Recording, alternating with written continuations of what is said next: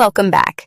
Today we're talking about something really important, 5 warning signs of depression. And just to be clear, this isn't about diagnosing anyone on the spot. It's about noticing patterns that may mean someone needs support. Exactly.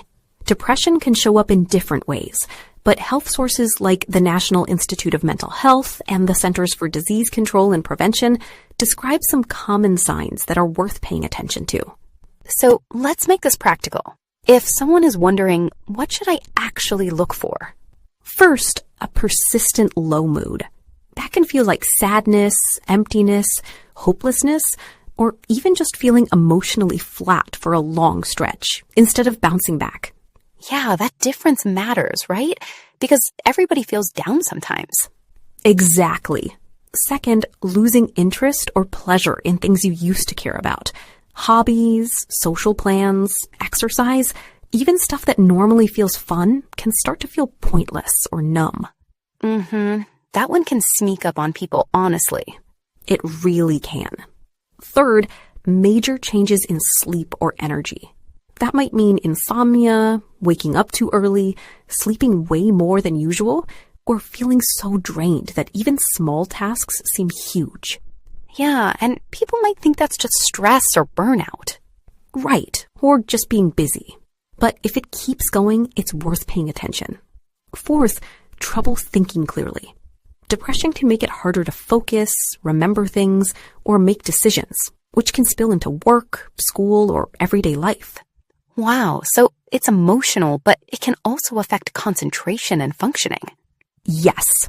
And fifth, changes in appetite, self-worth, or physical well-being.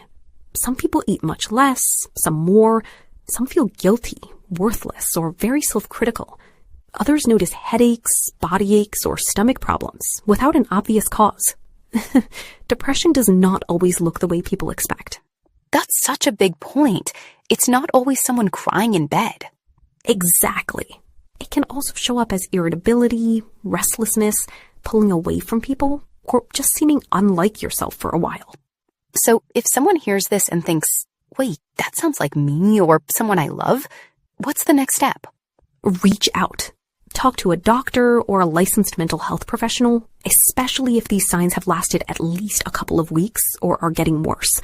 And if there are thoughts of death, self-harm, or suicide, that is urgent, and immediate help is important. Don't wait. In the United States, calling or texting 988 connects people to immediate crisis support. Yeah, and I think it helps to hear that asking for help is not overreacting. Not at all. It's a strong move. Early support can make a real difference, and treatment can help. So, quick recap. Persistent sadness or hopelessness, loss of interest, sleep or energy changes, concentration problems, and worthlessness or guilt, with suicidal thoughts being an emergency warning sign. Exactly. Notice the signs, check in with yourself or someone you care about, and take that next step. Even one honest conversation can matter a lot. Thanks for listening. And if this episode brought someone to mind, maybe send them a kind message today. We'll talk again soon.